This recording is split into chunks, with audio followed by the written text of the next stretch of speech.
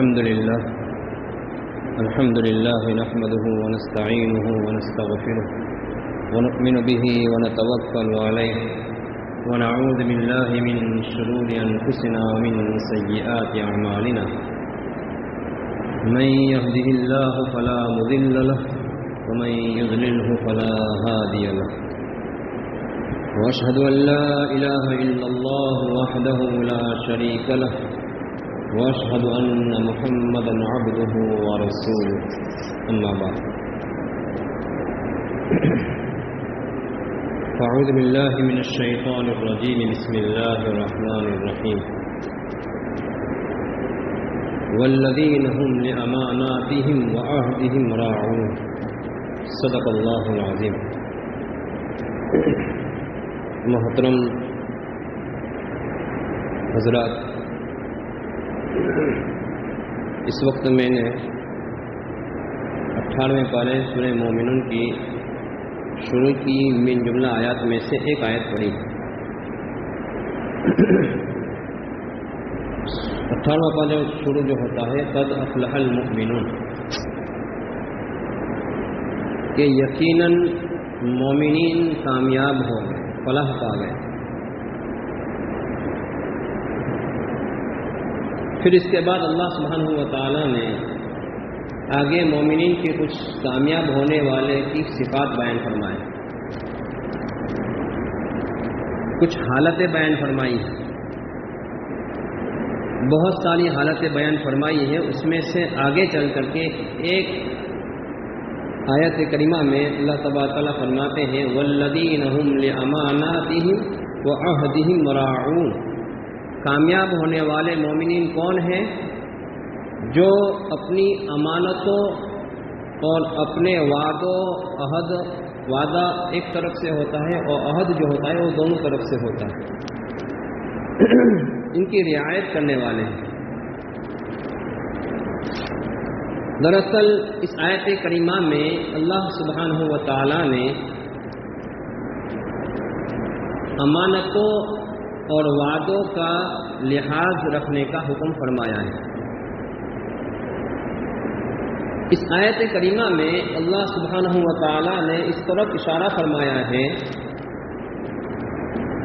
کہ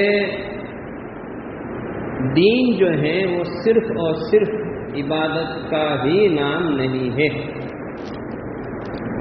دین کے الگ الگ شعبے ہیں، الگ الگ حصے ہیں. ان شعبوں اور حصوں میں سے ایک حصہ جو ہے وہ عبادات کا ہے. الحمدللہ اس پر تو ہم ایک درجے میں عمل کرتے ہیں. عبادات میں نماز ہے، روزہ ہے، زکوٰۃ ہے، حج ہے. لیکن یہ کافی نہیں ہے. یہ کافی نہیں ہے کا مطلب یہ نہیں ہے کہ ان چیزوں سے کچھ نہیں ہوتا. نہ، یہ چیزیں بہت اہم ہیں، ان کو تو کرنا ہی ہے. نماز اپنی جگہ پر اہم ہے، زکوٰۃ اپنی جگہ پر اہم ہے، روزہ اپنی جگہ پر اہم ہے اور حج اپنی جگہ پر اہم ہے. اس سے تو انکار نہیں ہے. لیکن دین کے دوسرے حصوں کو ہم نے بالکل چھوڑ ہی دیا ہے. وہ کیا ہے؟ اس آیت کریمہ میں اللہ تبارک و تعالیٰ اس کو بیان فرما رہے ہیں کہ عبادت کے ساتھ اوپر کی آیتوں کے اندر عبادتوں کا بھی تذکرہ ہے. تو عبادتوں کے ساتھ ساتھ حقوق اللہ اور حقوق العباد. حقوق اللہ کا مطلب یہ ہوا کہ اللہ تبارک و تعالیٰ کے حق، اور حقوق العباد کا مطلب یہ ہوا کہ بندوں کا حق. اللہ سبحانہ و تعالیٰ کا جو حق ہے اس کے بارے میں تو اصول یہ ہے کہ اگر بندہ سچے اور پکے دل سے اللہ تبارک و تعالیٰ سے توبہ کرتا ہے تو اللہ سبحانہ و تعالیٰ اس کو معاف فرما دیتے ہیں. اسی کو اللہ کے نبی صلی اللہ تعالیٰ علیہ وسلم فرماتے ہیں التائب من الذنب کمن لا ذنب له، کہ گناہوں سے توبہ کرنے والا ایسا ہی ہے گویا کہ اس نے گناہ کیا ہی نہیں ہے. ایسا اللہ تبارک و تعالیٰ اس کو صاف اور پاک کر دیا کرتے ہیں. اور دوسرے حقوق جو ہیں وہ بندوں کے حقوق ہیں. حقوق العباد کی اہمیت آپ کو میں سمجھانے کے لیے ایک مثال دوں. ہمارے مدرسے کے اندر ایک کتاب پڑھائی جاتی ہے جس کا نام ہے ہدایہ. اس کی 4 جلدیں اور 4 والیوم ہیں. اس میں سے پہلا والیوم اور پہلی جلد جو ہے اس کے اندر ساری عبادتیں آ گئی. نماز، روزہ، زکوٰۃ، حج سب آ گیا. اور بقیہ 3 جلدیں جو ہیں اس میں معاملات بیان فرمائے گئے ہیں. وہی جس کو میں نے ابھی حقوق العباد کہا، بندوں کے حق کہا. معلوم یہ ہوا کہ دین کے اگر آپ 4 حصے کریں تو اس میں سے ایک حصہ جو ہے وہ عبادت کا ہے، تو بقیہ 3 حصے جو ہے اس کا تعلق معاملات سے ہے.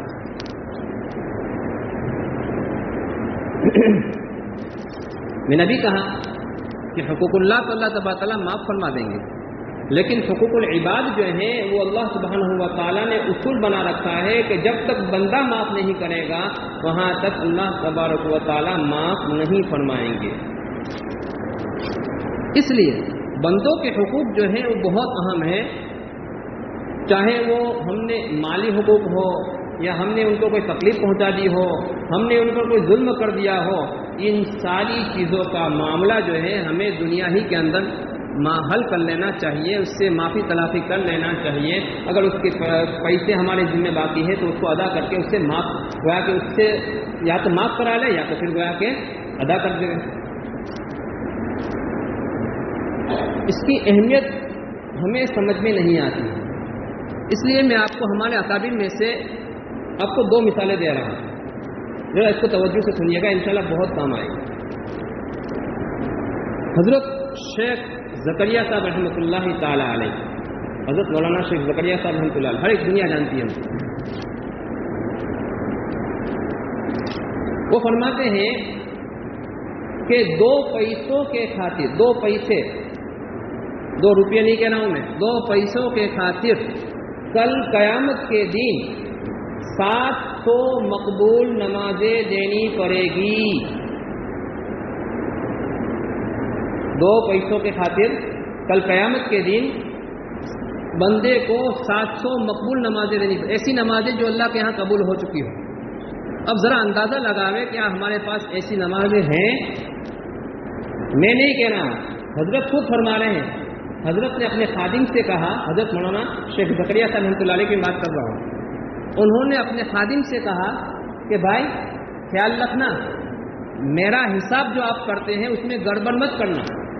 میرے پاس 700 مقبول نمازیں نہیں ہیں. وہ اللہ کا بندہ، رات بھر عبادت کرنے والا. رمضان المبارک کے اندر لوگ کہا کرتے تھے کہ یار رمضان ہمارا بھی آیا ہے، ان کا بھی آیا ہے، لیکن ان کو تو پتہ ہی نہیں ہے کہ کہاں رہتے ہیں.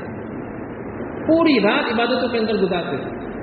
ہمارے اکابر نے حضرت شیخ رحمۃ اللہ علیہ کی رمضان پر کتاب لکھی ہے، حضرت شیخ کا رمضان. اب اندازہ کیجئے، اتنا بڑا آدمی یہ کہہ رہا ہے، دنیا جس کو شیخ الحدیث کہتی ہیں، وہ کہہ رہا ہے کہ میرے پاس 700 مقبول نمازیں نہیں.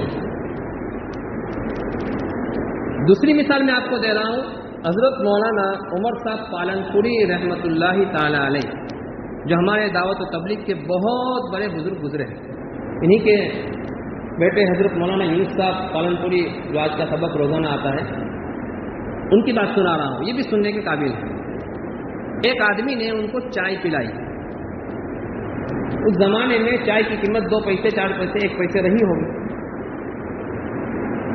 چائے پلانے کے بعد وہ آدمی جو ہے پیسے دیتا بھی نہیں ہے اور دینے بھی نہیں دیتا ہے، اور کچھ بولتا بھی نہیں کہ حضرت میری طرف سے میں نے آپ کو دعوت کی ہے، میری طرف سے پیجیے، کچھ بھی نہیں بول رہا. اللہ والے سمجھ جایا کرتے ہیں.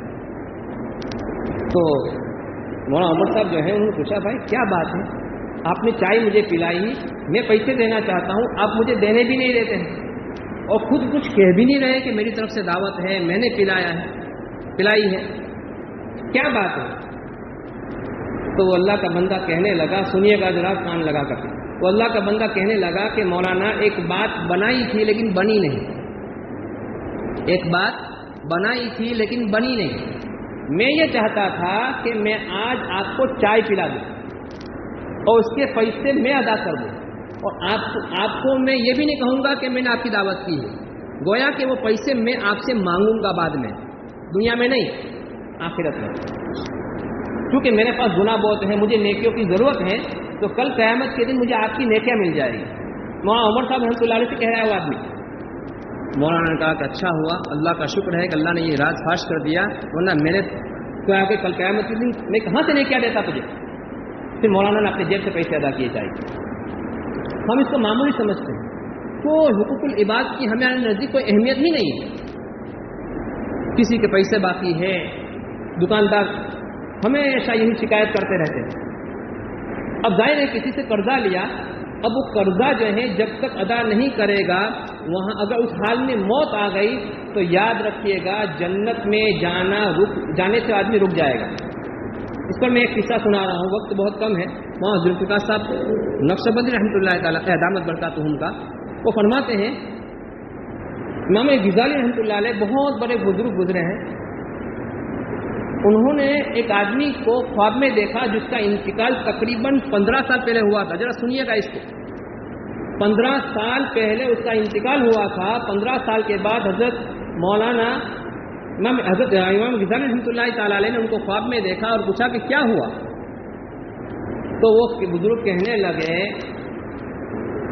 کہ اللہ نے میری مغفرت تو کر دی، اللہ نے میری مغفرت تو کر دی، لیکن ابھی تک میں جنت میں نہیں گیا، ابھی تک میں جنت میں نہیں گیا، جنت میں جانے سے مجھے روک دیا گیا.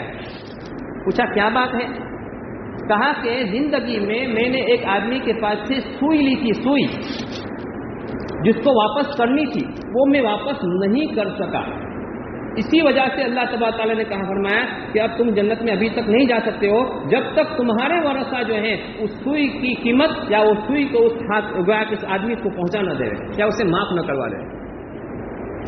اب اندازہ کیجئے کہ سوئی کی وجہ سے آدمی جو ہے جنت میں جانے کی وجہ سے رک جائے گا.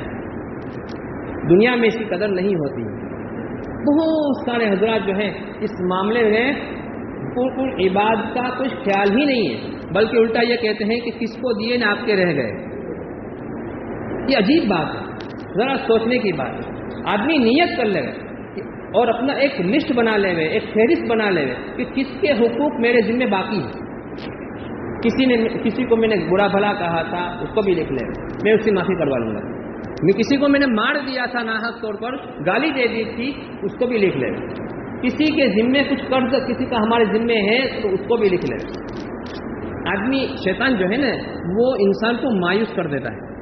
یا تیری عمر ہو گئی 50 سال کی، اس کو 50 سال میں نہ جانے کتنوں کے پیسے گیا کہ تو نے لیے ہوں گے، تجھے تو معلوم بھی نہیں ہے. اب تو جو ہونا ہوگا وہ ہوگا. یہ شیطان سکھاتا ہے، وسوسے ڈالتا ہے. اس بات کو سمجھنے کی ضرورت ہے. ہمارے اکابر حضرت تھانوی رحمۃ اللہ تعالی علیہ فرماتے ہیں کہ آدمی کے بس میں جتنا ہے وہ کرے. بس میں ہمارے کیا ہے؟ جیسا بھی میں نے آپ کو کہا کہ ایک لسٹ بنا لے، ایک فہرست بنا لے کہ بھائی میرے ذمے اتنی باتیں گویا کہ اتنے مال ہیں یا اتنے حقوق جو ہیں فلاں بندے کے باقی ہیں. پھر اس کو ادا کرنا شروع کر دے. یہ نہ سوچے کہ میرے پاس نہیں ہے میں کہاں سے ادا کروں. ادا کرنا شروع کر دے. اللہ تبارک تعالیٰ کی مدد آئے گی اور انشاءاللہ سارے حقوق ادا بھی ہو جائیں گے. اور اگر ادا نہیں ہوئے اس سے پہلے اس کی موت آ گئی تو اللہ تبارک تعالیٰ کی رحمت سے امید ہے کہ کل قیامت کے دن اللہ تبارک تعالیٰ اس بندے کو جس کا حق ہے خوش کر کے اس کو معاف فرما دیں گے. لیکن اخلاص چاہیے، للہیت چاہیے. اس پر میں ایک آپ کو واقعہ سنا رہا ہوں. بہت ساری باتیں باقی ہیں، انشاءاللہ آئندہ جمعہ کو سناؤں گا. ایک واقعہ سنا کر کے اپنی بات کو ختم کراؤں. حضرت فضیل ابن عیاض رحمۃ اللہ تعالی علیہ یہ بہت بڑے بزرگ گزرے ہیں. پہلے یہ بزرگ نہیں تھے، پہلے یہ بہت بڑے ڈاکو تھے. انہوں نے بہت سارے لوگوں کا مال جو ہے ہڑپ کیا تھا، چھینا تھا، لیا تھا. لیکن بات عجیب تھی، اللہ تبارک تعالیٰ کیا نظام فرماتے ہیں. جیسے ہم دکان کے اندر حساب رکھتے ہیں نا، کس کا مال کتنا آیا کتنا گیا، یہ بھی حساب رکھتے تھے کہ کس کا مال میں نے کہاں پر کس کے پاس سے چھینا ہے. اس کا پورا لسٹ بنایا تھا. ان کو تو سوچا بھی نہیں ہوگا اس وقت یہ لسٹ مجھے کیا کام آئے گا. یہ برسوں کا لسٹ بنایا ہوا ان کے گھر پر محفوظ تھا. ایک دن وہ کسی قافلے کو انہوں نے لوٹ لیا اور لوٹنے کے بعد وہ قافلہ جو تھا اس کے اندر ایک آدمی قرآن کریم کی ایک آیت پڑھ رہا تھا. الم یأن للذین آمنوا ان تخشع قلوبهم لذکر اللہ، کیا ایمان والوں کے لیے یہ وقت نہیں آیا کہ اللہ تبارک و تعالیٰ کے ذکر سے اس کے دل جو ہے نرم ہو جائے؟ اب یہ آیت سننی تھی کہ فضیل کی دل کی دنیا بدل گئی. فوراً کہا کہ اب وقت آ گیا، اب وقت آ گیا، اب وقت آ گیا، اب میں توبہ کرتا ہوں. اسی وقت ان قافلے والوں کو بلایا کہ آؤ میں تمہارا مال جو چھنائے سب دے دوں گا. لیکن فضیل جو تھے وہ مشہور تھے کس میں؟ ڈاکہ زنی میں. لوگ یہ سمجھے کہ اس نے ہمارا مال بھی چھینا ہے، اب ہماری جان چھینے گا، اس لیے کوئی آنے کے لیے تیار نہیں. کتنا روب تھا ان کا. لیکن وہ عاجزی کرنے لگے، منت سماجت کرنے لگے کہ بھائی آ جاؤ. تو انہوں نے کہا قافلے والوں نے کہ ایسا کرو آپ چلے جاؤ، ہم اپنا مال لے لیں گے، آپ پر ہمیں بھروسہ نہیں ہے، آپ ہماری جان کو مار ڈالیں گے، جان سے مار ڈالیں گے. انہوں نے کہا کہ نہ، یہ نہیں ہو سکتا. اگر آج آپ لوگوں نے اپنا اپنا مال لیا اور کسی کا مال کسی اور کے پاس چلا گیا، قیامت کے دن فضیل کی گردن پکڑی جائے گی. اب جو اتنی عاجزی کرنے لگے، اتنا رونے لگے، تو وہ سمجھ گئے کہ اب یہ کچھ بدل چکے ہیں. پورا مال واپس کر دیا اور ان سے معافی مانگی، ان کو خوش کیا. اس کے بعد گھر گئے اور وہ پرانا رجسٹر نکالا اور دیکھتے گئے اور دیتے گئے، دیکھتے گئے اور دیتے گئے. دیکھیے آپ، شیطان یہ کہتا ہے کہ آپ کہاں سے ادا کریں گے؟ وہ اسباب اللہ تبارک تعالیٰ پیدا فرمائیں گے، ہم نہیں سوچ سکتے کہ کہاں سے پیدا فرمائیں گے. وہ مسبب الاسباب ہیں، اللہ تبارک تعالیٰ کہاں سے عطا فرمائیں گے یہ ہماری سوچ سے باہر کی بات ہے. وہ ادا کرنے لگے یہاں تک کہ سارے لوگوں کا مال واپس کر دیا. ابھی واقعہ پورا نہیں ہوا.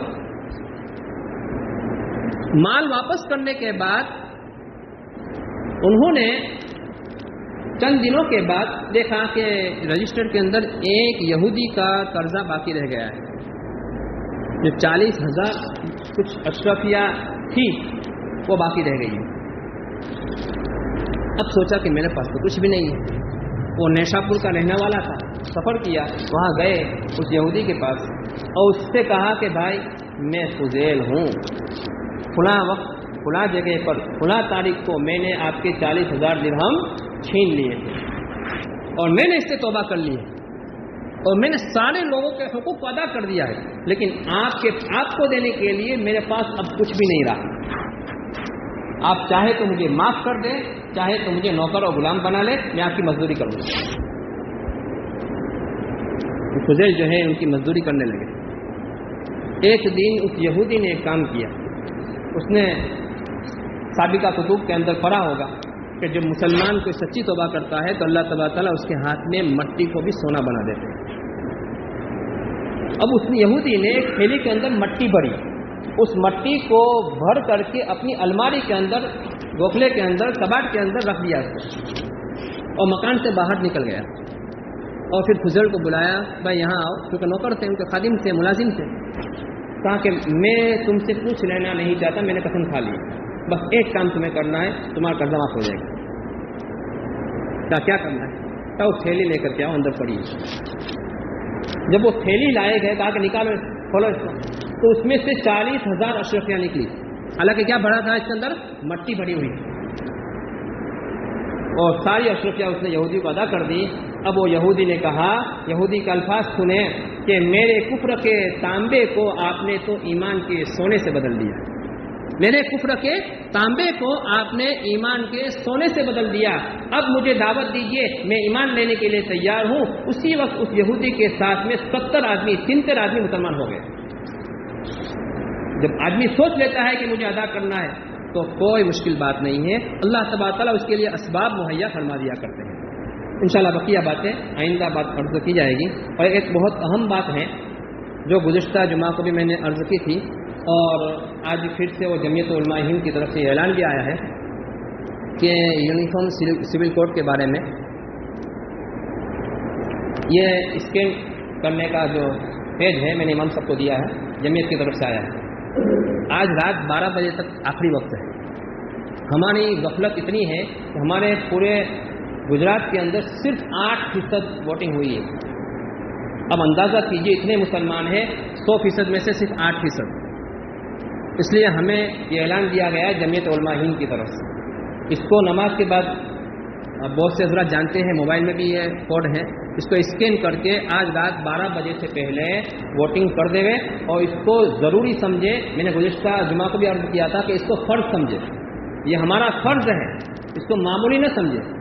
اللہ تبارک تعالیٰ اس پر انشاءاللہ کل قیامت کے دن ہمیں اجر دیں گے، ہم اس کو عبادت سمجھے اور اللہ تبارک تعالیٰ سے دعا بھی کریں کہ اللہ تبارک تعالیٰ ہمارے اس وطن عزیز کی حفاظت فرمائے۔ اور ان بعض مرتبہ ایسا ہوتا ہے کہ اللہ تبارک تعالیٰ ان کو کچھ اور سجاتے ہیں اور کچھ ہوتا ہے اس کے علاوہ۔ انشاءاللہ اللہ تبارک تعالیٰ کی ذات سے کبھی امید ہے کہ جتنا بھی اسلام کے مخالفت میں جو بھی کیا جائے گا انشاءاللہ العزیز اسلام اتنا ہی ابھرے گا۔ فطرت اسلام میں خدا نے لچک دی ہے، اتنا ہی ابھرے گا جتنا انہیں دباؤ گے۔ اس لیے اس کو معمولی نہ سمجھے اور اس پر ہمارا جو ہمارے اختیار میں ہم اس کو ضرور کر لیں۔ وآخر دعوانا الحمدللہ رب العالمین۔